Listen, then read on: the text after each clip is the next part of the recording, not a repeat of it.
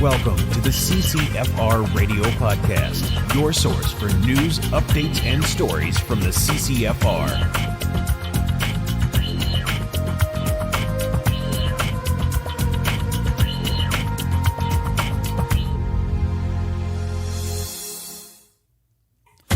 Hey everybody, welcome to episode 131 of the CCFR Radio Podcast. I'm your host, Raquel Dancho. Thanks for joining me again today on the show. Man, what else can you say? It's part 3 of the multi-headed beast that is the Liberal Party and their lunatic gun bans, and their march across Canada to basically destroy anyone that doesn't vote for them. Pretty strong language, I would say, right? But anyway, yeah, it's the third shoe on this monster has dropped, and we're facing another sweeping, massive gun ban, almost equal to size of the last two, the handgun freeze and the initial assault-style weapons ban. So anyway, we're going to talk a lot about that with Tracy. I've got some clips for you as well. But I'm going to start it off by, and Tracy and I are going to talk about this in a little bit, but this happened last night. I'm gonna do a quick explanation. I did release an emergency video and kind of explained everything that happened. I'll do a quick summary in a second of that in case you didn't see that video. But basically, Tracy and I talked about that when this all happened, you got people that are so frustrated, they're turning against each other in our community. They're screaming at the CCFR. It's like, how come you haven't stopped this? I mean, anyway, I'll talk about that in a second a little bit too. But at the end of the day, and usually I would probably save this for the outro, but I'm going to just say it right now. At the end of the day, we have two choices as gun owners and two choices as an organization, the CCFR. And like those choices are mine to make, I guess, right? Because I'm kind of at the head of this little pyramid. And those choices are, you can either do nothing, say, all this is just too big for me. These are our political adversaries. They're all just too powerful. They're all just too smart. They're just too much for me. And I'm just going to just give up. And I'm going to lay down and I'm going to let them do whatever they want to me.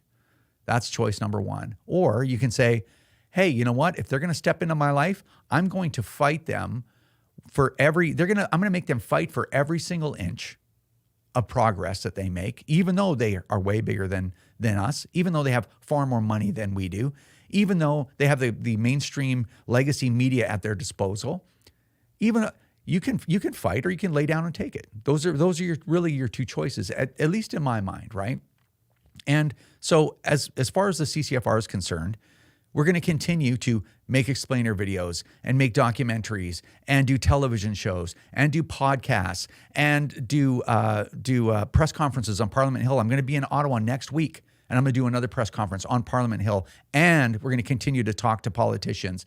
And we're going to continue to advise the Conservatives on how they can message this stuff properly, what they can do as far as what they can expect from help from us, and prepare for the next election, and make sure the Canadian public know exactly what the Liberals, the NDP, and the Bloc are doing to us. We can do all those things, or we can do nothing, right? Because I've never, ever tried to pull the wool over anybody's eyes or paint us to be bigger than we actually are.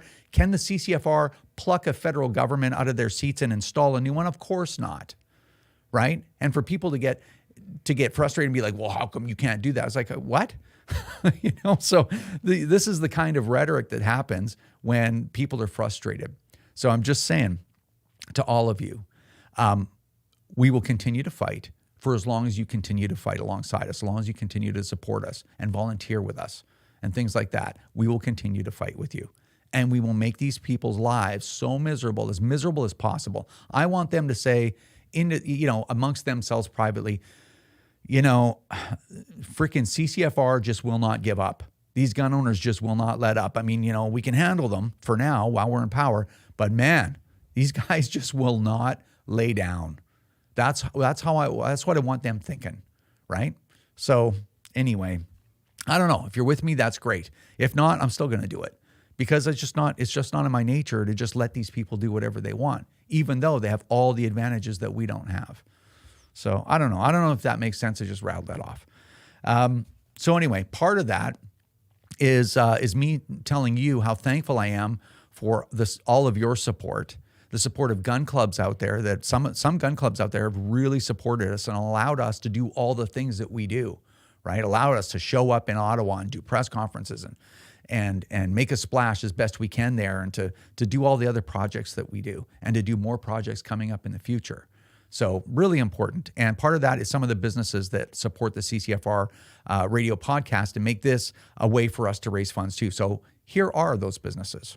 Vortex, the force of optics. We'd like to thank our friends over at Vortex Canada for continuing to support the podcast. You can check out all their exceptional products at vortexcanada.net. That's vortexcanada.net. And also our great friends over at the Saskatchewan Rivers chapter of Safari Club International. They do a lot of great work over there, including supporting the CCFR.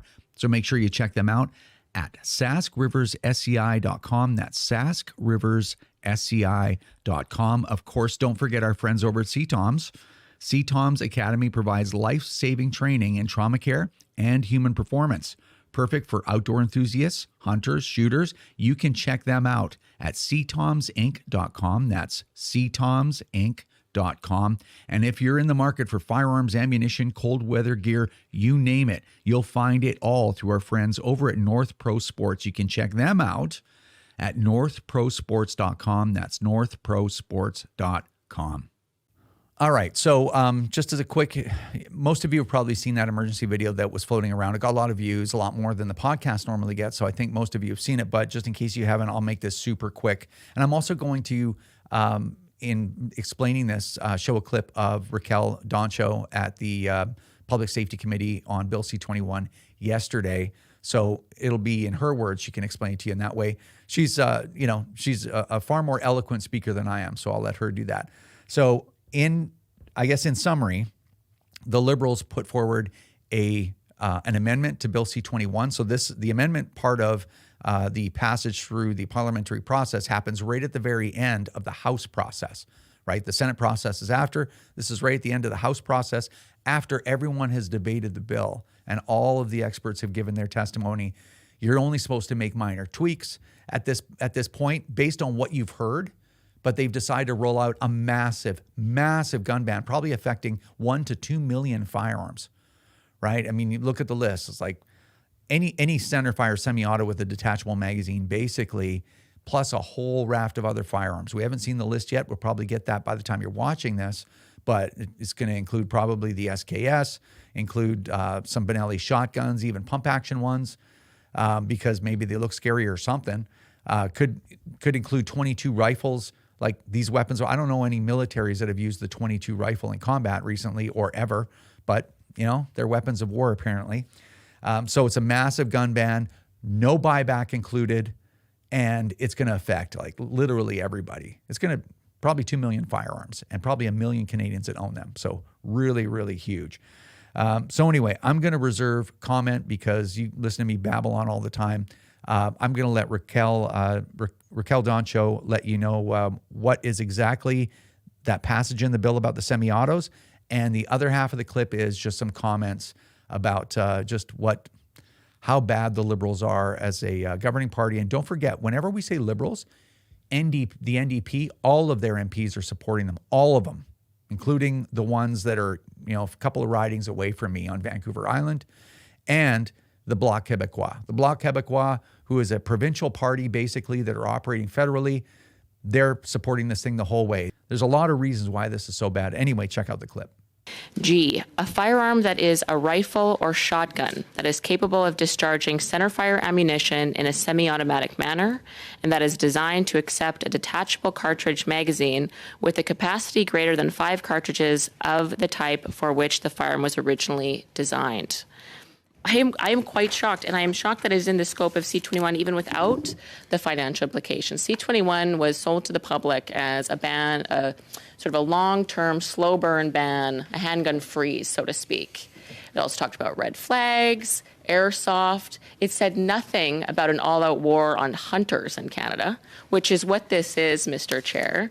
If you get a group of 10 hunters together, it's likely 40% or half of the firearms they use are semi-automatic shotguns or rifles. Those are very standard hunting tools. farmers as well, particularly farmers that have issues with wild boars in their communities. We're seeing this increasingly in southern Saskatchewan and Alberta, and they're coming in from the United States. They're extremely dangerous to livestock, to human beings, to dogs. If you are a farmer with this invasive species on your land, wild boars coming in from the United States, you're going to hope that you're going to have a semi-automatic rifle or shotgun as a tool to protect yourself, your livestock, and the other animals you have on your farm. So there was no testimony about this whatsoever. It will impact hundreds of thousands of hunters, Mr. Chair, and farmers who use these as completely legitimate tools. It was not discussed at all or debated. Nothing in here is about an attack on hunters. And yet here we are, Section G.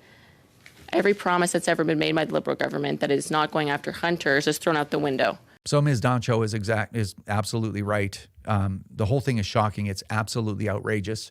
And it's more dirty tricks from the Liberals, more unethical behavior from the Liberals, as if you'd expect anything less from them. So anyway, these are not your grandparents' Liberals. This is a wild group of people. Anyway, I'm just going to bring Tracy on. We'll discuss all this stuff, and then I'll come back in the outro and finish it off. All right, via Skype, I've got Wilson here on the line. Wilson! Kiltaka!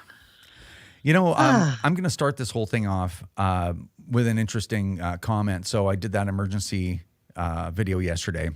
Yeah. And, you know, I've had the same, I think it's probably the same person, right? But they're like, how can you be smiling when you're talking about all this stuff? And it's, and it's like, I'll tell you how, man.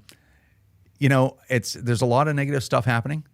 Canada is being, in my opinion, torn to pieces by a terrible, terrible group of people. And it's not going to help you if I'm whipping you into a frenzy.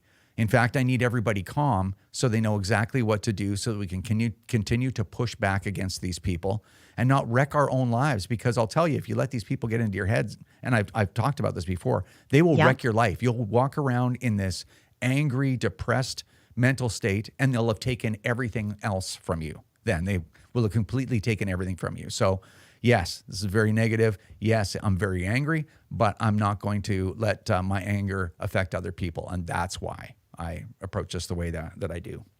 I smile when I'm uncomfortable. So yeah. I'm smiling right now.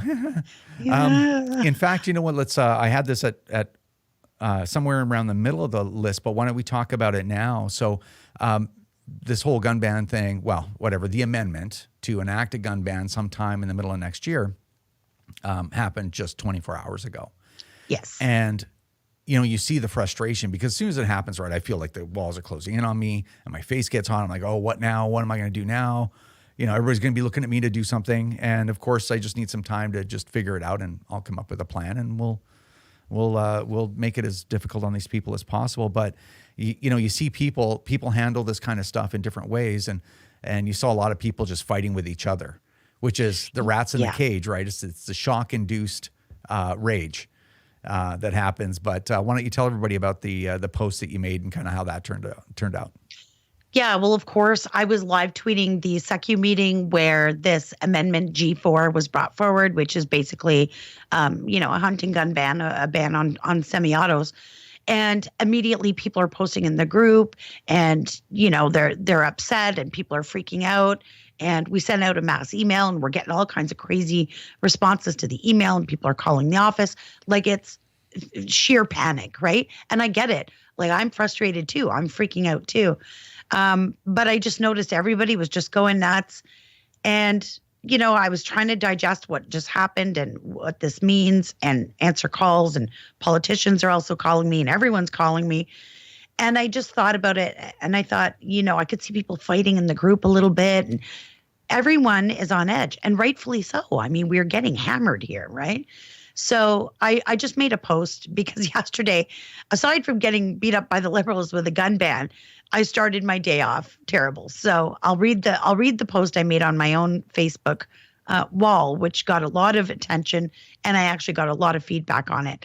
I just wrote, my day started with a failed dental surgery, a tooth half ripped out of my face by the nerves, and 2 bottles of painkillers, and ended with a sweeping gun ban. If I can keep my head about me, so can you. Don't take out your frustration on each other. Hold the damn line and stay with me here. Hashtag Team CCFR. And the reason I wrote that was just like, just hang on, guys. Like, take a breath, take a step back, be frustrated, but focus that on who you should be frustrated at. And it's not each other. We're all swimming in this barrel together, right? And I had one of our female field officers, she sent me a text and she said, thank you for posting that. It came at exactly the right time, because I was just, we got the May 2020 gun ban, the handgun ban, now the hunting gun ban. We're just getting beat up like crazy, and I feel like I'm losing it. And just to have you just be so calm, no matter what happened to you all day long, physically, morally, emotionally, and you're just like, hold the line, guys, stay with me. And I'm like, well, that's kind of like the new Tracy. The old Tracy would be in there scratching everybody's eyes out. But, I just want everybody just to hang on and just not to be at each other. We've had some really frustrated people emailing too, and for once I'm the voice of reason in it. So yeah, it was nice to get the positive feedback. Yeah. I mean, sending each other nasty messages over the internet or via email is not going to change the Canadian government. No. Right. That's, there are all kinds of things we can do. I'm going to talk about that in a bit. There's all kinds of stuff that we can do to push back against this and do everything we possibly can. But at the end of the day, we need a different government, and that's not going to come any quicker by saying, terrible things to each other and dividing our own community. So yeah, fact, now's the time to lock arms. Yeah. In fact, when that happens, it's like Trudeau and all those people and Blair and Mendocino, they're all laughing. They're like, oh yeah, look at them. Look at them. Now they're turning on each other, these losers. Yeah. Right? That's what they're hoping. So anyway, I thought that was worth mentioning. Okay. So it's interesting. There's a few things that we want to talk about, but one of the interesting things is the timing of this amendment and how they're bringing it forward. And I think you have a theory and I have a theory. I think we share each other's theories, but why don't you detail one of yours? Well, as you know, I'm a very political person, and not just on the gun debate. I like to keep my finger on the pulse of everything in Canadian politics. And there's a lot going on. I mean, we've got some serious allegations of Chinese political interference in our elections. Gang violence is up 92% since 2015 when the Liberals first took office. 92%. Like, that's almost unimaginable. The economy is totally crippled, skyrocketing inflation. 1.5 million Canadians are using food banks. Like, we're a rich G7 nation. Our hospitals are overflowing with sick babies whose parents can't even get Tylenol, simple over-the-counter Tylenol. And then you've got this public inquiry into the use of the Emergencies Act going on here in Ottawa, and the Liberals are taking a beating at it. Like, it's unbelievable, the stuff coming out. Lametti wanted to know if they could get tanks in from the CAF. Yeah, like Tiananmen, what a lunatic. This is nuts. It's absolutely nuts. So you got all this crazy stuff going on. And of course, the media is all over the place with all this horrible bad news. I follow a lot of the polling companies. Pierre's going up, Justin's going down. And what's the typical Liberal playbook move when this is happening? Break the glass on a gun ban and drop it on Canadians' heads, hoping that people start talking about gun bans instead, right? Then we're into the gun debate. The problem is now they've done it with hunting rifles, and it's not getting the traction that they thought. So it's going to wake a lot of people up, I think. But the other way to look at it is that maybe during all of this pandemonium, they're like, you know what, let's try to slip this through and ban basically everything else other than lever actions, most pump actions, because there are probably some pump actions on the list. We don't have the list. We should have it tomorrow, I guess, pretty much when you're watching this, but that we'll circulate all that on social media if we do get that list. But you'll have lever actions, you'll have maybe some pump action shotguns left, and you'll have bolt actions left. And so maybe it was like under cover of all of this stuff, when everybody's looking elsewhere, they're going to slip this through. And I mean, you got to wonder why they want this. Like, I don't want to get into that, but I'm going to let you all think, like, why are they, with everything going on with Russia invading Ukraine, and they're like, oh, we need to arm the Ukrainians. We share a border with Russia too, by the way, almost, right? So it's like, Right. well, why do you want to get all of our guns? So again, I'm not going to speculate on that, but I'm going to let everybody think about that. Why the rush?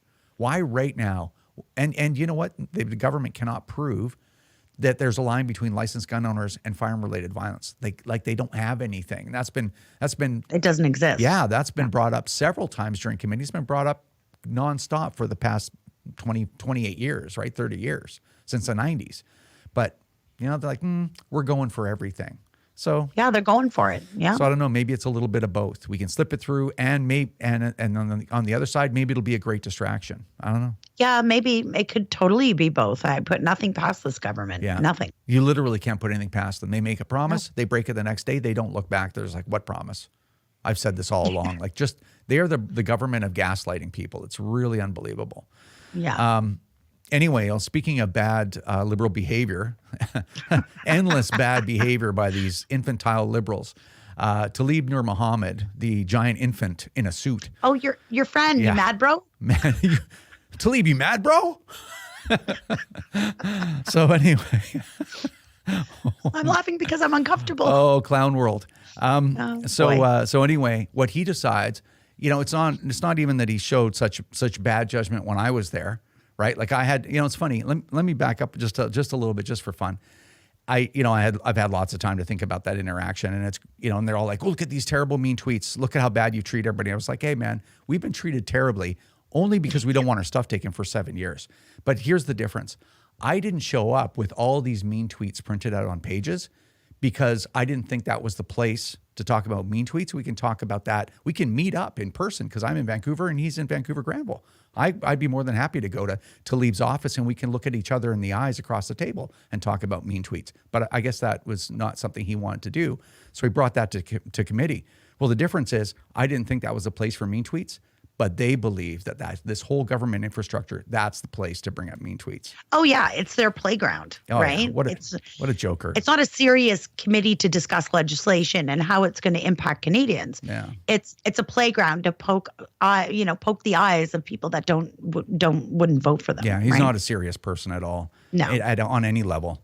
But anyway, so he proved it yet again. So he takes the opportunity when this massive gun ban is being rolled out that's going to affect probably 1 million Canadians and probably 2 million individual firearms. Like, this is bigger than the last ones. Okay, this is really, really big. These are and overwhelmingly almost all of them non-restricted firearms right now. So this is huge. If there was a buyback with this, which there isn't, there's no buyback here. But if there was, you'd be talking $4 billion probably by the time this was all the dust was settled. More. Yeah. So like a lot. He thinks, you know what? I'm just going to troll Raquel Dancho. I mean, Raquel Dancho, her level of class is so far above Nur Muhammad. Like it's almost like a little child pulling on your pant leg. But anyway, he decides to troll her. Anyway, watch the clip and we'll talk about it in a second.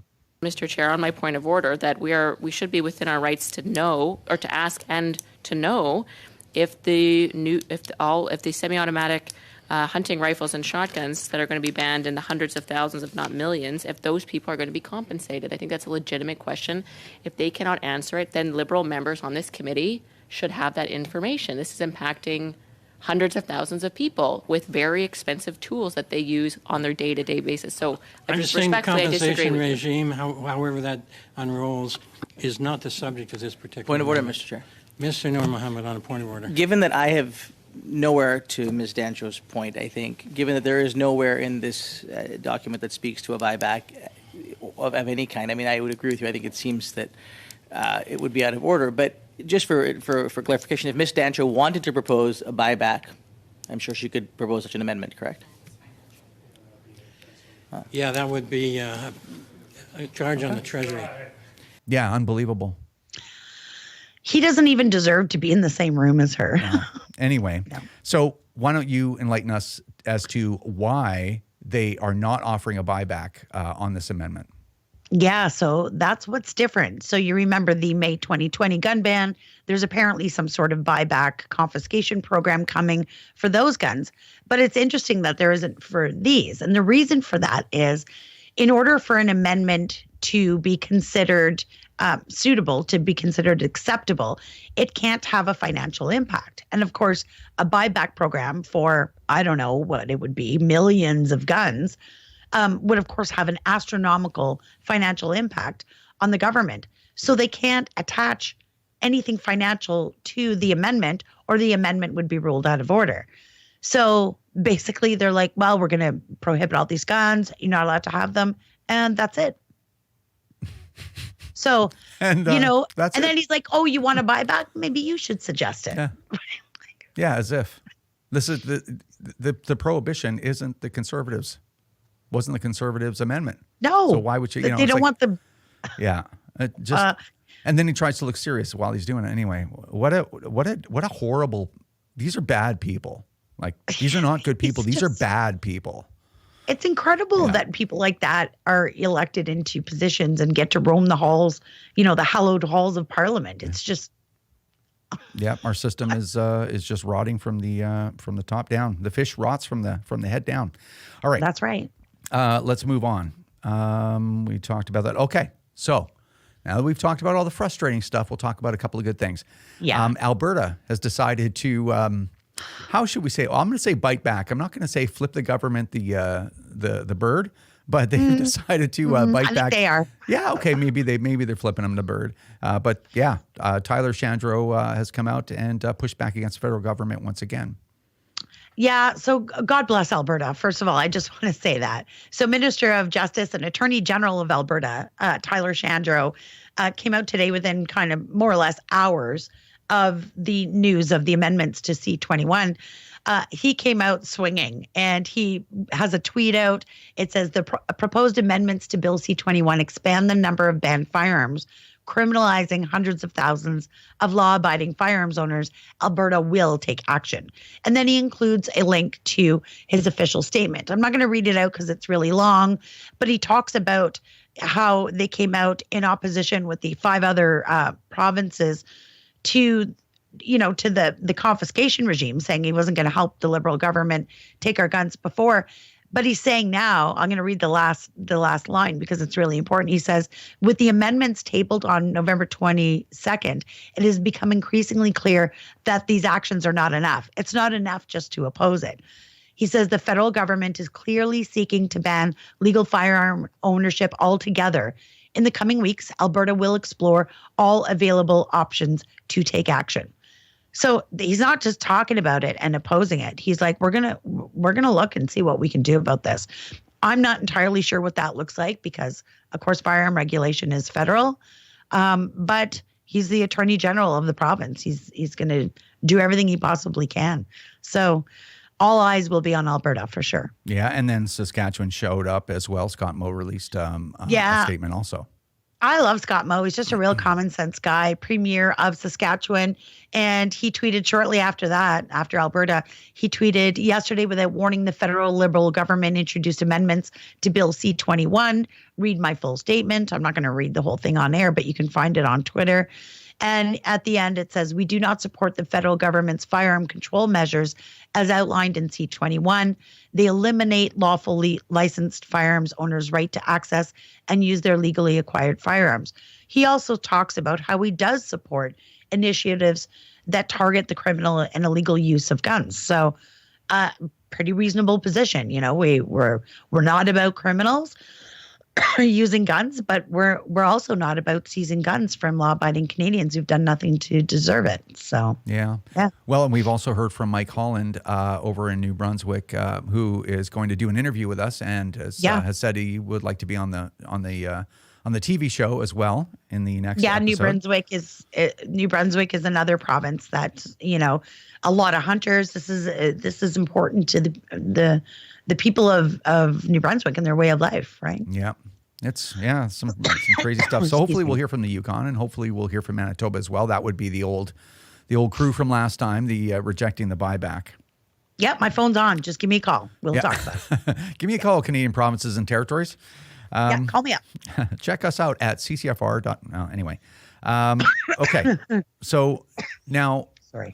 In the monologue before I brought you on, I just quickly went through pretty much the same material as I did in the emergency video that we put out, which is doing well, which is really important because everybody needs to know what's going on. Like, people need to know about this, and they need to be concerned about it because at some point there'll be an election, and there's also other things that they can do in the interim to make everyone's life more difficult. And I will detail some of the things when I do the outro, so I won't have you just sit there and listen to me talk. But I'll detail some things that we are going to do and start pushing forward to kind of fight back against this as much as we can, because we don't have the power to unseat the government, as an organization here. But all that, we can do all that if we continue to be around as an organization. And we can also look at legal action as long as we're here and strong as an organization. So we do fundraisers, as you all well know. And one of the fundraisers that is launching right now is the Gunny Girl Calendar, and it is out in time for Christmas. I'm really proud of this project. It's been going on 6 years, so right after the first year that the CCFR was born. And this is a cool project. I know sometimes it can be a little controversial because it's a beautiful woman calendar. But, excuse me, the idea behind the calendar is it's for women, it's by women. These are average CCFR members who come forward. We had 127 girls come forward this year, volunteer for this project. We do retreat weekends. We bring in makeup and hair. We have a great time. It's like a giant slumber party. And then we go out and do these super fun photo shoots.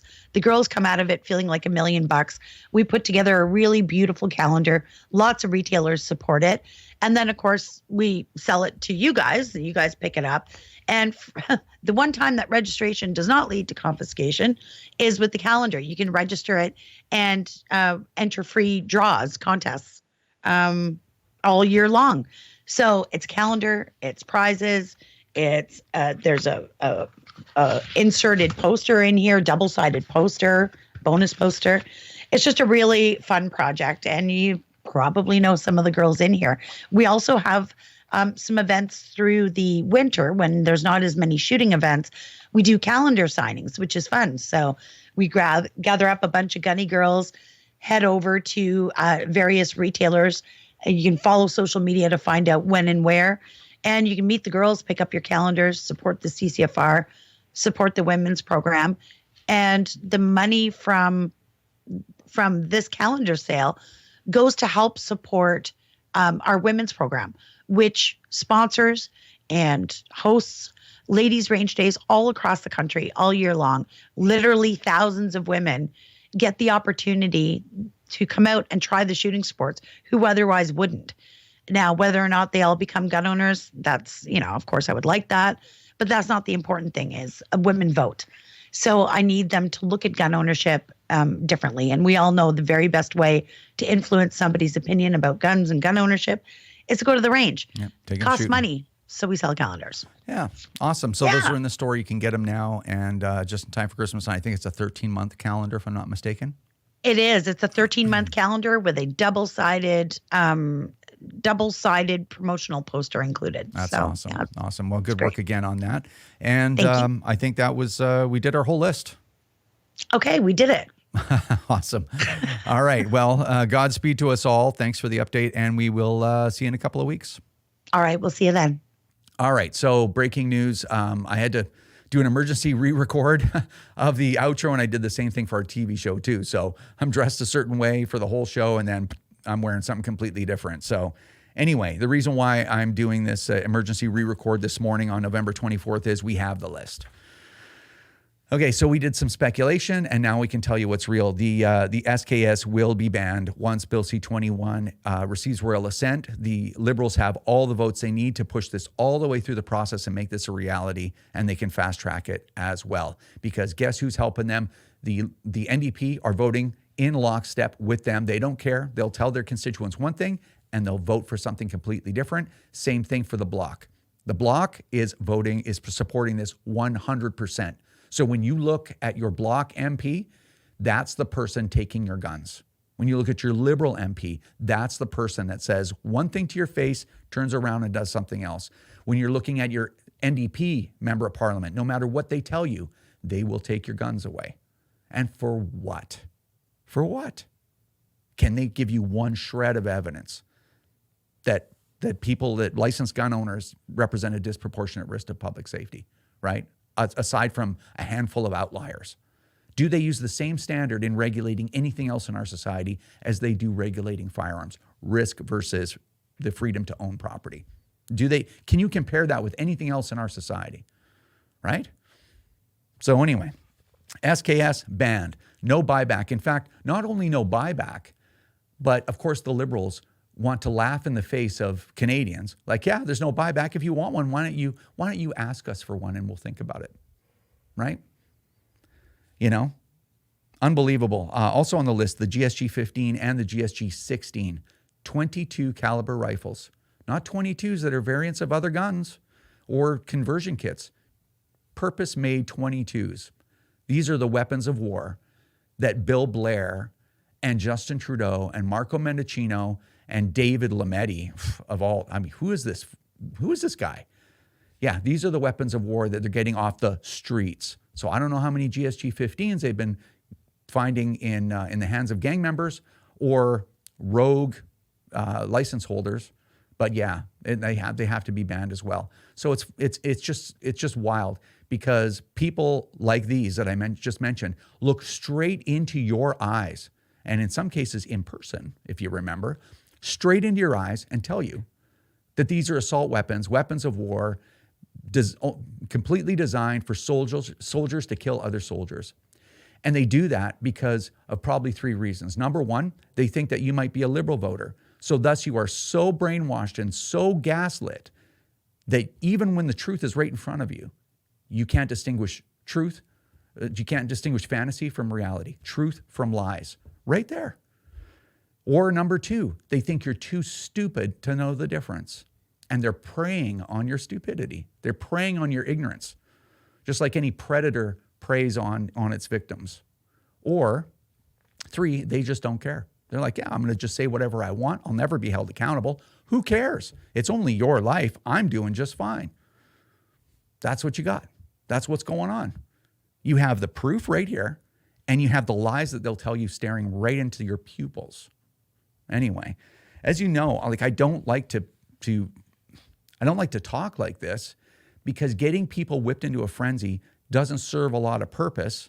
And the purposes that it would serve by getting you motivated, I think I can do that by convincing you to support your organizations, to do volunteer work for candidates that are going to help you, that aren't going to lie to you or take your things or take your freedom just so that they can get that pension, right? I don't like to, I want you to do the things that you should do to protect your own ability to own and use firearms, to protect your own ability to continue to do the things that made this country great as well, everything else like free speech and the rest.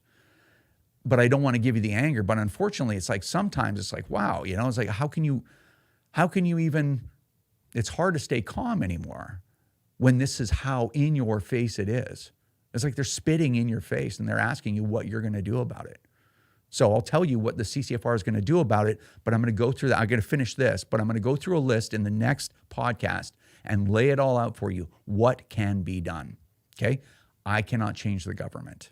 The CCFR can't change the government. All the firearm orgs and all of the other orgs out there, we cannot change the government. We can't recall the government, just not a reality.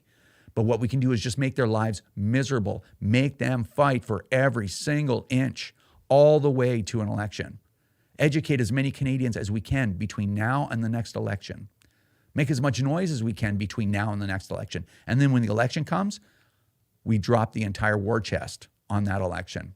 And every single gun owner, including hunters, have to get out. They have to volunteer for their Conservative MPs. And then after the Conservatives take a minority or hopefully a majority government, help the Conservatives reverse as much of this stuff as they can and hold them to account for their promises. Because it's critical. It's critical to the future of our nation. There's a lot of gun owners out there. They haven't done a thing to deserve this treatment. So anyway, speaking of hunters, well, they're never going to take my guns. I got a bolt action. I got a shotgun. Well, look at this one, the Weatherby Mark V. There you go, bolt action hunting rifle, gone, prohib. Benelli M1 Super 90. I was wrong on the Benelli M4. It's not in there, but the Benelli M1 Super 90 is a duck hunting gun. Okay? Yeah, they're going to prohibit. So if you think they're not coming after all of your shotguns or they're not going to come after your bolt actions, you're wrong. It's right here in front of your face. So if you think you're going to be left with anything when the Liberals, the NDP, and the Bloc are done with you, you're wrong. They will leave you with nothing. Okay? I think they're going to try to even top New Zealand and the UK. They're going to be like, we're going to be the new standard. I mean, you listen to the way Trudeau talks. At what point will every gun owner say, you know what, we will stand together? You know what, I am going to end up with nothing. I've watched these 40,000 gun owners out of 2.2 million do all the work, right? Do all the work, donate all the money. I'm going to have to stand with them. I have no choice. Now I have a dog in the fight. And you actually do. Okay, so anyway, sorry for my impassioned speech. But like I probably said, I had to do a couple of takes to tone down my language. So in the next podcast, I'm going to lay out everything that we can come up with and that we can actually do to, again, do all those things that I described, right? Educate Canadians and make the Liberals, NDP, and the Bloc, and the Greens, why not throw them in too? They would support it if they were significant at any level. We're going to make them fight for every inch. We're going to make their lives miserable. We're going to scream this from the rooftops. And then come the election, we should still hopefully have enough steam to just plow right over them in the next election and move these people away, as far away from power as we can forever. So anyway, I don't like rhetoric like we're going to stand against this or whatever. I'm going to lay that whole plan out for you so that you know why you're supporting us. You know what you're doing for yourself and not just a bunch of rhetoric. You know, I can't stand that stuff, as you guys well know. Anyway, sorry for the rambling speech. Now that we've had our little, now that we've got angry, good. Let's just walk it off, wash that stuff off, and again focus on what we have to do. Because if you'll notice, this is going to be a very long fight. It's going to be a marathon. But who knows? I hold out hope that enough scandals will plague the Liberals that they'll have to call an election. This is my hope. And if that happens, we have to be ready on a moment's notice. And I'm working towards that as we speak. I started working towards that 3 months ago. So we're actually in good shape right now. Anyway, so I want you to have a little bit of positivity. Times are the worst they've ever been for gun owners, but I want you to have a little bit of positivity because you need that positive energy to keep going forward. All right? Anyway, I hope that helps. Sorry about to be the bearer of bad news, but more to come. All right, guys, take care, and we will see you in a couple of weeks.